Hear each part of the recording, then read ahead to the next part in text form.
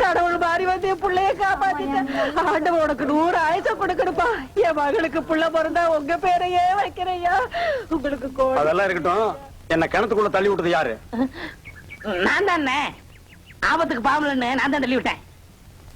உனக்கு நீச்சல் தெரியுமா? தெரியாது இல்ல. திரும்பி நில்லு. குனி.